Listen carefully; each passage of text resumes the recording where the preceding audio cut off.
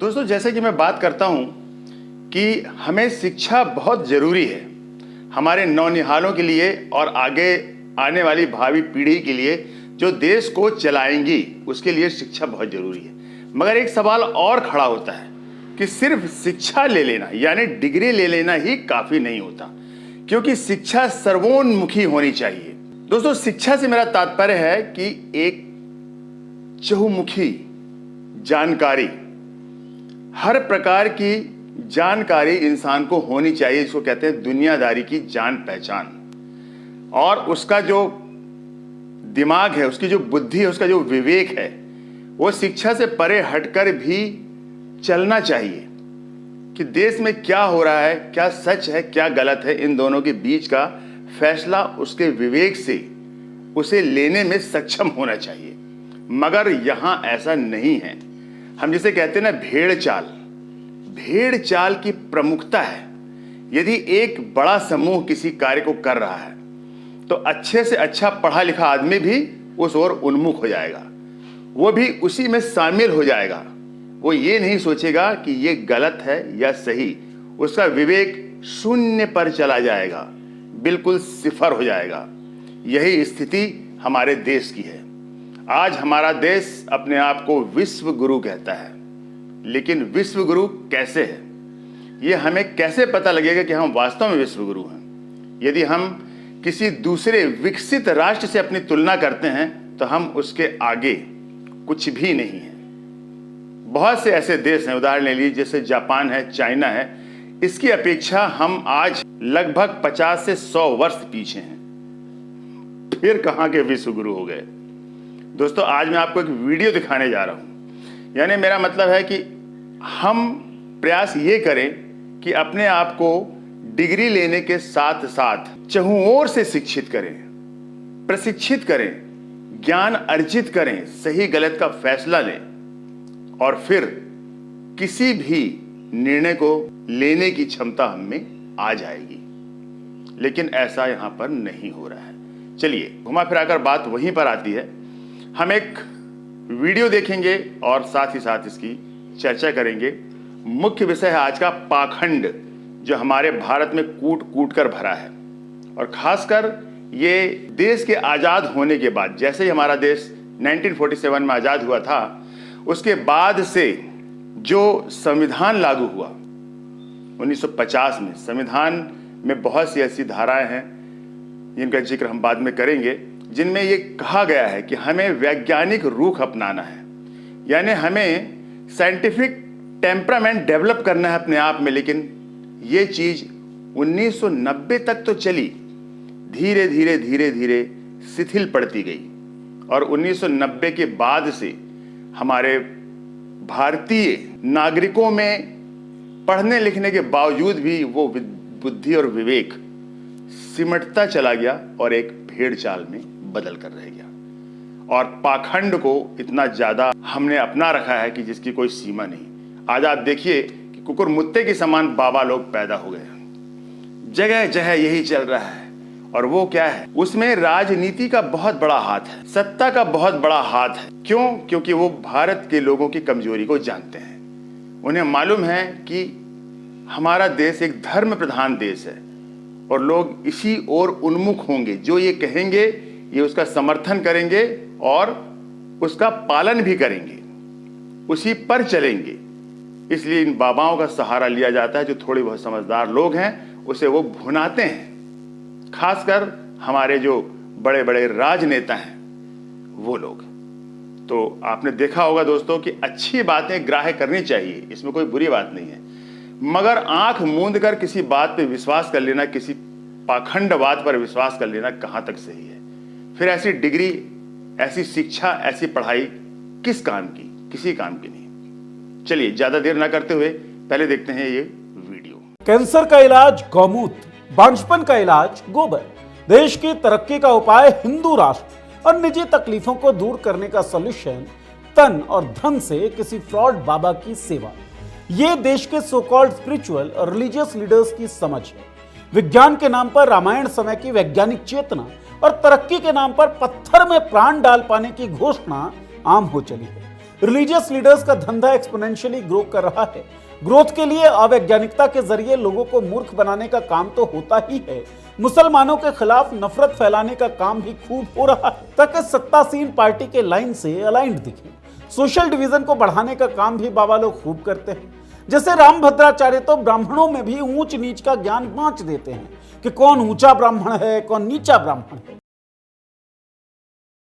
साथियों, अभी अभी का मामला है, एक हैं संत कथावाचक रामभद्राचार्य। आपने उनके मुंह से सुना होगा कि वो ब्लाइंड हैं और उनके आपने वक्तव्य भी सुने होंगे कि वो किस प्रकार की बातें करते हैं। उन्होंने अभी अभी कहा, उन्होंने इसको प्रमुखता दी है, यानी जातिवाद को प्रमुखता दी है। अब आप सोच लीजिए कि वर्ण व्यवस्था में 4 वर्ण हैं, ब्राह्मण, क्षत्रिय, वैश्य और शूद्र, और सर्वोच्च वर्ण है ब्राह्मण। उन्होंने ब्राह्मण को भी नीच बता दिया। उन्होंने कुछ जातियां ब्राह्मण के जो वर्ण होते हैं वो बताए, जैसे कि उपाध्याय और पाठक, दीक्षित और भी कुछ 1-2 बताए हैं, इन्हें नीच बता दिया। अब आप बताइए कि जिसकी विचारधारा ब्राह्मणों को लेकर ऐसी हो तो बाकी के वर्णों के बारे में वो क्या सोचते होंगे और उन्हें कितना ज्यादा महत्व दिया जा रहा है। वो हमारे प्रधानमंत्री जी के मित्र हैं। अब आप इससे अंदाजा लगा सकते हैं कि हमारा देश किस ओर उन्मुख है और किस विषय को मुख्य मान करके, मुख्य धारा मान करके उस पर चल रहा है और हमारे देश का संचालन उसी को लेकर के किया जा रहा है। तो जातिवाद इतना ज्यादा हमारे देश में और देशवासियों पर हावी हो गया है कि उनकी जो बुद्धि है उस पर एक पर्दा पड़ गया है। आप यदि उनसे बात करना चाहें तो वो बात करने को तैयार नहीं होते। उन्हें मालूम है कि ये हमें पतन की ओर ले जा रहा है, लेकिन नहीं, उन्हें धर्म से इतना लगाव है कि वो सारी शिक्षा और जो उन्होंने ग्रहण किया है वो सब कुछ भूल जाते हैं। यानी जो विज्ञान है, विज्ञान को भी वो एक किनारे कर देते हैं, परे कर देते हैं। उन्हें भगवान पे विश्वास है। चलिए, कभी न कभी इसका अंत होगा, हमें सफलता मिलेगी, प्रयासरत रहना चाहिए। देखते इस वीडियो को आगे। जो नीच ब्राह्मणों, अधम ब्राह्मणों की चर्चा चलाई गई। हमारे यहाँ कुछ ब्राह्मण सरयू पालनों में अच्छे नहीं माने, उनके यहाँ ऊंचे कुल के लोग अपनी बेटी नहीं देते। उपाध्याय और चौबे, त्रिगुणायत, दीक्षित और पाठक। धीरेन्द्र शास्त्री हिंदू राष्ट्र बनाने की बात करता है और अनिरुद्धाचार्य पति को परमेश्वर बता देता है। आमतौर पर मिडिल क्लास फैमिलीज में बच्चा पैदा होता नहीं है कि माँ बाप उसकी स्ट्रीम तय कर देते हैं। हमारा लड़का इंजीनियर बनेगा, डॉक्टर बनेगा। 10वीं पास करने के बाद स्ट्रीम को लेकर एक स्टैंपिंग होती है कि भाई हमारा बच्चा तेज है, साइंस ही पढ़ेगा। साइंस पढ़ना सब चाहते हैं पर साइंटिफिक टेम्पर कोई डेवलप नहीं करना चाहता। उसका कारण इन 2 तस्वीरों को देखने से पता चलेगा। ये फोटो देखिए और अब ये फोटो देखिए। ये केवल तस्वीरें नहीं हैं, बल्कि आज के देश की दशा और दिशा का इंडिकेटर है। साइंस और रैशनैलिटी में फेवर में रहे नेहरू, विक्रम साराभाई और होमी भाभा जैसे वैज्ञानिकों के साथ बैठकर रिसर्च की बातें करते थे। लेकिन आज उनकी कुर्सी पर बैठे प्रधानमंत्री, जो कभी डिजिटल इंडिया का ढोल बजाते थे, बागेश्वर बाबा जैसे नफरती और रामदेव जैसे व्यापारियों के साथ मंच साझा करने पर मजबूर हैं। उनके मंत्री नए नवेले बाबा बने बच्चों को दिव्यदर्शी बता रहे हैं। आज भारत को आखिर हो क्या गया है? हम खड़े कहां पर हैं? क्या कॉन्स्टिट्यूशन अब सिर्फ किताबों तक सिमटा है? क्या तर्क, विवेक और वैज्ञानिक दृष्टिकोण अब सिर्फ यूपीएससी के जीएस पेपर में ही बचा है? आइए इस एपिसोड में उठाते हैं इन तमाम जरूरी सवालों को और जानते हैं कि भारत को बाबाओं ने कैसे बेवकूफ बनाया और हमारा वैज्ञानिक सपना कहां पीछे छूट गया। बाबा बिजनेस की कमाई और उसके पीछे की पूरी राजनीति का पर्दाफाश करेंगे फ्रॉड बाबा के इस एपिसोड में।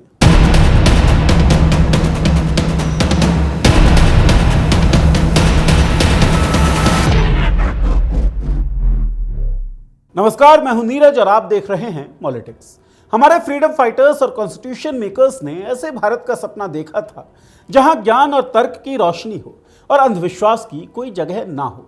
यहां तक कि उन्होंने संविधान में एक स्पेशल आर्टिकल भी ऐड किया था, संविधान का अनुच्छेद 51A(h), जो कहता है हर नागरिक की रिस्पॉन्सिबिलिटी है कि वो वैज्ञानिक दृष्टिकोण, मानवता और जिज्ञासा को बढ़ावा दे। लेकिन संविधान लागू होने के 75 सालों बाद भारत में बाबाओं का बोलबाला है। कारण है बाबागिरी के धंधों से जुड़ा पैसा। पिछले एक दशक में बाबा बिजनेस ने ऐसा बूम मारा है जिसके बारे में शायद ही किसी ने सोचा हो। ज्योतिष को डिजिटल प्लेटफॉर्म पर लाने वाले एस्ट्रोटॉक जैसे ऐप्स आज करोड़ों की इंडस्ट्री बन चुके हैं।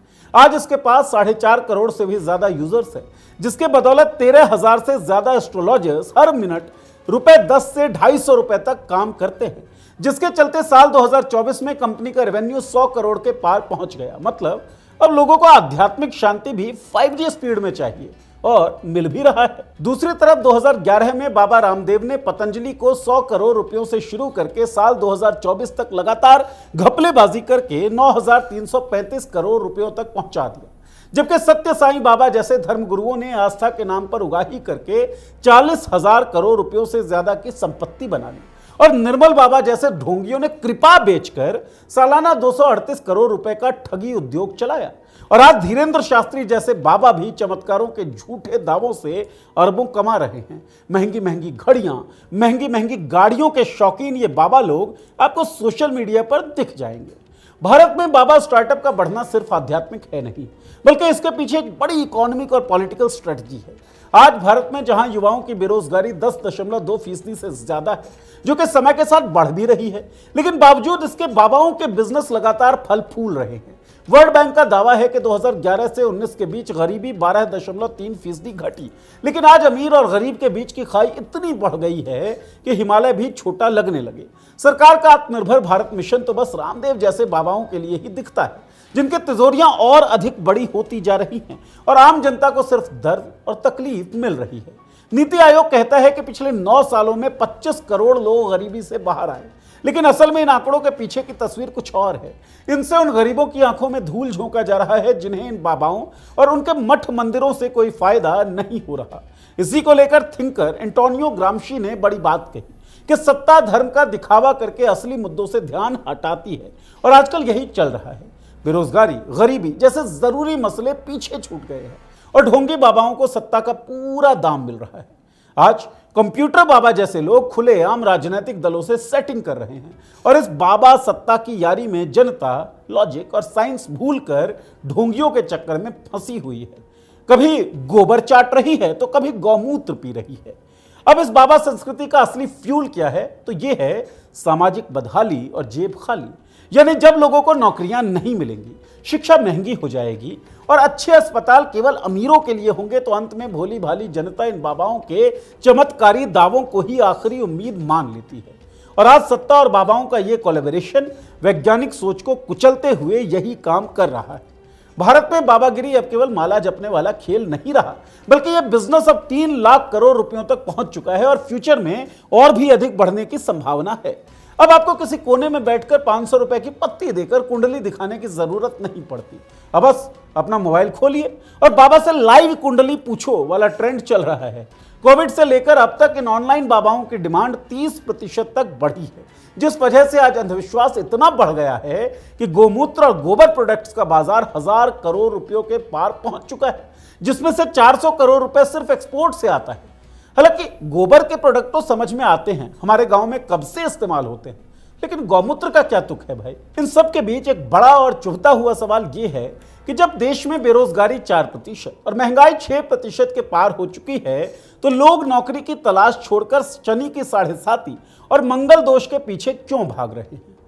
तो साहब, शायद इसलिए क्योंकि सत्तासीन पार्टी चाहती है आप सवाल पूछना छोड़ दें और असली मुद्दों से भटककर अंधविश्वास में उलझ जाएं।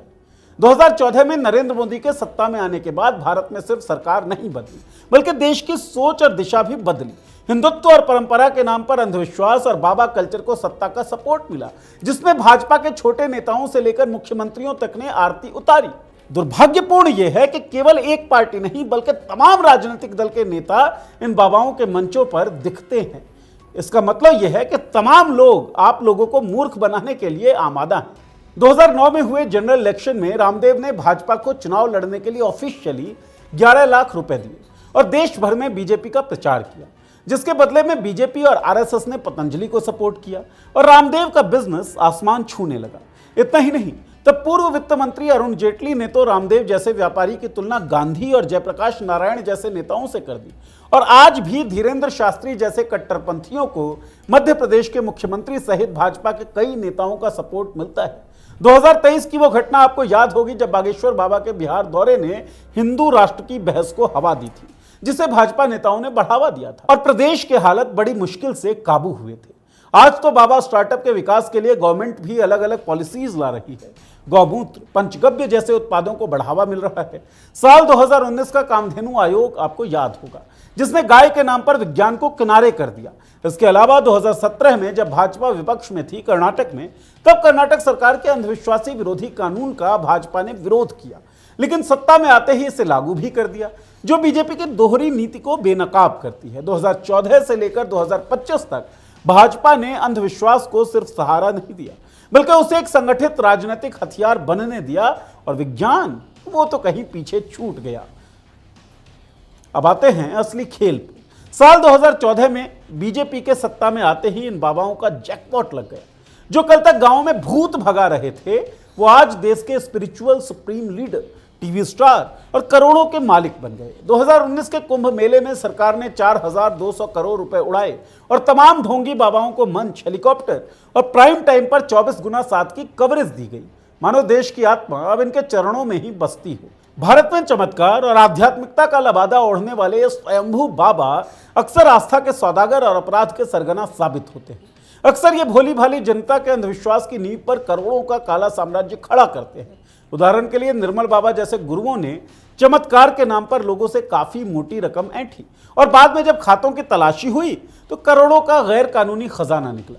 अपनी दिव्य शक्तियों का ढोल पीटने वाले बागेश्वर बाबा असल में अपने चमत्कारों के पीछे वही पुरानी मनोवैज्ञानिक तरकीबें यानी कोल्ड रीडिंग का इस्तेमाल करते हैं, जिसे वो भी जानते हैं जो सड़क के किनारे बैठकर भविष्य बताते हैं। ये चमत्कार नहीं, बल्कि भोली जनता को मूर्ख बनाने का विज्ञान है। इसके बाद आता है रामदेव का पतंजलि, जो शुद्ध आयुर्वेद के नाम पर उत्पाद बेचता है। इसने साल 2021 में बिना किसी वैज्ञानिक प्रमाण के कोविड-19 के लिए कोरोनिल लॉन्च की और लोगों की जान से खिलवाड़ किया। इतना ही नहीं, कई बाबा तो बलात्कार और यौन शोषण के गंभीर आरोपों का सामना भी कर चुके हैं। आसाराम को 2018 में एक नाबालिग लड़की से बलात्कार के लिए आजीवन कारावास की सजा सुनाई गई। इसके अलावा डेरा सच्चा सौदा के प्रमुख गुरमीत राम रहीम को साल 2017 में 2 बलात्कार के साथियों, यहाँ पर मैं थोड़ा सा रुक रहा हूँ। देखिए, ये जो बाबागिरी चल रही है अभी हमारे देश में, आदमी को ठोकर लग, कहते हैं कि जब आदमी को ठोकर लगती है तब उसे बुद्धि आती है, मगर यहाँ पर ऐसा नहीं है, क्योंकि सत्ता और प्रशासन इतना सपोर्ट करता है ऐसे बाबाओं का। पहले दादागिरी होती थी ना, गुंडागिरी को दादागिरी कहते थे, लेकिन अब उसी का एक दूसरा रूप है बाबागिरी। बाबागिरी के रूप में गुंडागिरी हो रही है। उसको संरक्षण किसका प्राप्त है? सत्ता का संरक्षण प्राप्त है। आपने देखा होगा कि आसाराम बापू, निर्मल बाबा, ऐसे लोगों को घृणित काम करने के लिए, यानी बलात्कार के आरोप में और धोखाधड़ी के आरोप में आजीवन कारावास मिल चुका है।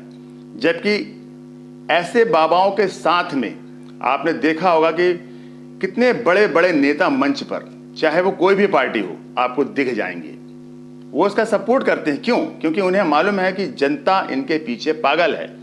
धर्म प्रधान देश होने की वजह से हमारा भारत देश इनके आगे पीछे घूमेगा, आंख मूंद कर इन्हें फॉलो करेगा। उसका फायदा हम क्यों ना उठाएं? तो यहां पर आदमी की बुद्धि सिफर हो जाती है, शून्य हो जाती है। यहां पर पढ़ाई लिखाई डिग्री धरी की धरी रह जाती है। बड़े बड़े शिक्षित लोग भी वहां पर जाकर लाइन में खड़े हो जाते हैं उनके पैर पड़ने के लिए, जबकि ऐसे बाबा मात्र जादू दिखाते हैं, जिसका प्रतिरूप, जिसका जो जादू दिखाते हैं उसका एक साइंटिफिक कारण है। इससे वे परिचित नहीं है। जैसे रास्ते में बैठ करके वो आपके हाथ दिखता है ज्योतिषी और आप उसको सच मान लेते हैं कि हाँ ये सही कह रहा है, वही काम ये कर रहे हैं। ये बाबा लोग भी वही काम कर रहे हैं, मगर आज ये करोड़पति हैं, बड़ी बड़ी कोठियां हैं, बड़ी बड़ी गाड़ियां हैं, और फिर भी जनता की आंख नहीं खुल रही है। और मैंने जैसा बताया कि ऐसे बड़े बड़े बाबा, एक समय ऐसा आता है कि इन्हें जेल की चक्की पीसने पड़ती ही है, कानून है, सजा देता है कानून, लेकिन बावजूद भी उसके भी आदमी बाज नहीं आता। आज भी ऐसे ढोंगी बाबा हैं और वो अपना काम कर रहे हैं, लेकिन इंसान के, आदमी के समझ में कुछ भी नहीं आ रहा है, उनकी आंख नहीं खुल रही है। इससे आप समझ लीजिए कि हमारा देश विश्व गुरु है और आगे चल करके क्या होना है। देश में कौन सी उन्नति हुई है? बेरोजगारी बरकरार है, गरीबी बरकरार है, हत्याएं हो रही हैं, बलात्कार हो रहे हैं, सारे अपराध बदस्तूर जारी हैं। हमारा देश कहां उन्नति कर रहा है, ये किसी के समझ में नहीं आता। और ऐसे लोग बड़े खतरनाक होते हैं जो इस विषय पर चर्चा नहीं करते, अपनी बुद्धि का उपयोग नहीं करते। यदि आप उन्हें समझाने जाएंगे या समझाने की कोशिश करेंगे तो वो सिरे से नकार देंगे और आपको भला बुरा कह करके परे हट जाएंगे। बड़ी विषम स्थिति है दोस्तों, इससे हमें छुटकारा पाना है। चलिए कंटिन्यू करते हैं इस वीडियो को। मामलों में 20 साल की जेल हुई। उनके लाखों भक्त आज भी उनकी दिव्य शक्ति पर आंख मूंदकर विश्वास करते हैं, जिस वजह से अब भी उनके आश्रमों में करोड़ों का चंदा आ रहा है। सत्य साईं बाबा और बेरोजगारी का फायदा उठाकर ही से भी लोग आज सत्य साईं बाबा जैसे लोगों ने और टीवी, सोशल मीडिया तथा बड़ी सभाओं में अपने फर्जी चमत्कारों का प्रचार किया, जिसके दम पर आज अपने ढोंग को सर्वशक्तिमान को नहीं मानते, इंसान को पूछते हैं। भी बना ली। साल 2023 में तो कुछ अलग ही हुआ। नित्यानंद शर्म नाम आनी के चाहिए एक ऐसे बाबा ने लोगों पर। कैलासा नाम से अपना एक अलग देश ही बना डाला, और हद तो तब हो गई जब सैकड़ों भक्तों ने उसकी बात मानकर उस देश कैलासा की नागरिकता भी ले ली। आज के दौर में कथावाचक भी कहीं पीछे नहीं है। धार्मिक कथाओं की डिमांड बढ़ रही है और लोग जिंदगी के दुखों से छुटकारा पाने के सारे प्रयास कर रहे हैं, लेकिन असल में वो ये समझ नहीं पा रहे कि प्रॉब्लम की असली जड़ पनप कहां रही है। ज्योतिषी तो मानो हर घर में घुस गए हैं। शादी से लेकर नौकरी तक सब कुछ ग्रहों की चाल पर हो रहा है, लेकिन सच तो यह है कि ये लोग आपकी कमजोरी और डर का फायदा उठा रहे हैं। पिछले 12 सालों में देश के कई बड़े महानगरों में शिरडी साईं बाबा जैसे मंदिरों की संख्या काफी बढ़ी है और बॉलीवुड स्टार्स से लेकर क्रिकेटर्स तक सब इन धार्मिक ब्रांड्स का प्रचार करते नजर आते हैं। लेकिन यह सिर्फ भक्ति नहीं, बल्कि आज एक हाई प्रॉफिट इंडस्ट्री बन चुकी है, जिसका हिस्सा हर कोई बनना चाहता है। आज भारत में 50 से ज्यादा धार्मिक चैनल चल रहे हैं, जिसमें सरकार करोड़ों का विज्ञापन देती है और हर दिन लाखों लोग इनसे प्रभावित होकर अंधविश्वास की गिरफ्त में चले जाते हैं। 2015 से 18 तक गौरक्षा के नाम पर 44 से ज्यादा मौतें भीड़ द्वारा लोगों को पीटने की वजह से हुई। 2024 में हाथरस का वो धार्मिक आयोजन आपको याद होगा, जिसमें 120 लोगों की मौत हो गई और सरकार श्रद्धालुओं की आस्था का हवाला देकर बाबागिरी। तो दोस्तों, कुल जमा यह है कि देश में बाबाओं और तांत्रिकों का बढ़ना कोई इत्तेफाक नहीं है, बल्कि यह एक सोची समझी चाल है। क्योंकि जब बेरोजगारी, महंगाई, किसानों की आत्महत्या जैसे असली मुद्दों पर बात करने का समय आता है तो सरकार आपको इन सब झमेलों में डाल देती है। आज ये सारे फैक्ट समझने के बाद हमारे मन में एक सवाल आता है कि क्या हम वाकई आध्यात्मिकता की ओर बढ़ रहे हैं या फिर हमें भटकाया जा रहा है ताकि हम असली सवालों से दूर रहकर चुपचाप देखते रहें। अगली बार जब कोई बाबा आपको कुंडली दिखाए तो उससे पूछिएगा जरूर कि भाई 11 सालों का आउटकम है क्या। दरअसल ये पूरी व्यवस्था चाहती ये है कि हमारी जितनी भी नाकामी दिखती है, नौकरी नहीं मिल रही, कमा नहीं पा रहे हैं, घर नहीं खरीद पा रहे हैं, इन सब नाकामियों का ठीकरा हम अपने आप पर फोड़ें और सरकार से सवाल ना पूछें कि भाई नौकरी क्यों नहीं मिल रही, भाई गवर्नमेंट जॉब्स क्यों नहीं निकल रही, भाई हम घर खरीद क्यों नहीं पा रहे, भाई महंगाई इतनी बढ़ क्यों रही है। इन सवालों से बचने के लिए जरूरी है कि मूर्खता के समंदर में डुबकी लगाएं आम लोग, और शायद इसीलिए बाबाओं का यह धंधा बढ़ रहा है। तो साथियों, देखा आपने इस वीडियो में कितने अच्छी तरीके से खुलासा किया गया बाबागिरी का और हमारे भारतीय नागरिकों की सोच का, जो सिमट गई है, घृणित हो गई है। कहना तो नहीं चाहिए मुझे, लेकिन जो सच्चाई है वो सामने है। इसलिए दोस्तों, हमें जागरूक होना पड़ेगा। सिर्फ डिग्री हासिल करने से नहीं होगा कुछ, क्योंकि डिग्री भी कौन बना रहा है? डिग्री भी यही लोग बना रहे हैं। आपको साबित कर दिया जाएगा कि आपने पढ़ाई की है, शिक्षा ग्रहण की है। शिक्षा और समझदारी दोनों अलग अलग चीज हैं। आपकी बुद्धि, आपका विवेक इतना सुदृढ़ होना चाहिए कि आप सही निर्णय ले सकें, भेड़ चाल ना चलें, गलत निर्णय ना लें या गलत काम ना करें, ना ही उसका समर्थन करें। तभी हमारा देश आगे बढ़ सकता है। मगर वर्तमान स्थिति बहुत ही बहुत खराब है इन बाबाओं को लेकर के। इंसान अच्छे से जानता है कि इंसान कभी भगवान नहीं हो सकता। भगवान वो परम शक्ति है जो इस पूरे ब्रह्मांड को संचालित कर रही है। यदि आपको मानना है तो आप साइंटिफिक एंगल से उसे मानिए, क्योंकि विज्ञान से बड़ा कुछ नहीं है। यदि आप पढ़े लिखे हैं तो आपको वैज्ञानिक रुख अपनाना ही पड़ेगा, साइंटिफिक टेम्परामेंट अपना डेवलप करना ही पड़ेगा, वरना आप अपने परिवार की और अपने देश की दुर्दशा कर डालेंगे, और ऐसा हो रहा है। साथियों, मुझे उम्मीद है कि आप दूसरों को छोड़ करके पहले अपने आप पर ध्यान दें और अपने आप को, अपनी बुद्धि और अपने विवेक को इतना शक्तिशाली बनाएं कि हम सही और गलत इन दो चीजों में फर्क समझ सकें, क्या सच्चाई है। अब मैं आपको एक उदाहरण देना चाहूंगा छोटा सा, कि एक सत्य साईं बाबा नाम के संत हुए हैं, जो जिनका स्वर्गवास हो चुका, वो भी एक इंसान थे, दक्षिण में कहीं हुए थे वो। आज उनके इतने फॉलोअर हैं जिनकी सीमा नहीं। वो आंख मूंद कर उनको भगवान मानते हैं। क्या करते थे वो? जादू करते थे, भभूत देते थे। ऐसा करके कोई भी कर सकता है। और यदि कोई बड़ा राजनेता या बड़ा मंत्री नेता उनके पास पहुंचता था, बड़ी श्रद्धा से उनके सामने सर झुकाता था। अब आप अंदाज लगा लीजिए कि देश को, जो देश का राजा है, जो देश का प्रतिनिधित्व कर रहा है, वो उनके आगे जाकर उनके चरणों में अपने सर को झुका रहा है। तो उसकी सोच कहां तक है, कितनी सिमटी हुई सोच होगी। और वो उसको प्रभावित करने के लिए आशीर्वाद देते थे, और ऐसा सोने की चैन निकाल करके पकड़ा दी उनको। अब आप सोचिए कि यदि जादू से सोने की चैन आप निकाल सकते हो, तो फिर हमारा देश गरीब क्यों है? आप इतना सोना टनों से पैदा कर दो, बांट दो गरीबों, और देश को एक विकसित राष्ट्र बना दो, अमीर बना दो। कहां गया वो जादू? वहां क्यों काम नहीं आता? ये समझ बड़े बड़े राजनेताओं में भी नहीं आती। इस चीज को वो समझ ही नहीं पाते, और वो उसे प्रोत्साहित करते हैं, उसका समर्थन करते हैं। बाबागिरी का, दादागिरी का पर्याय हो गई है बाबागिरी। दोस्तों, इसका अंत नहीं है। प्लीज आपसे मैं यही बार बार निवेदन करूंगा कि अपने आप को आप सजग कीजिए, बुद्धिमान बनाइए। शिक्षित होना ही काफी नहीं है, डिग्री हाथ में ले लेना ही काफी नहीं है कि आपने बीटेक किया है, आपने एमटेक किया है, आपने बीए किया है, आपने एमए किया है। हमें बुद्धिमान होना चाहिए। दोस्तों, आप देख रहे हैं मेरा नया चैनल रिएक्ट इंडिया। आपको वीडियो जरूर पसंद आया होगा। आप मेरे चैनल को सब्सक्राइब कर दीजिए अब तक यदि नहीं किया है। ऐसा ही वीडियो लेकर मैं आपसे फिर अगले वीडियो में मुलाकात करूंगा। तब तक के लिए जय हिंद, जय भारत।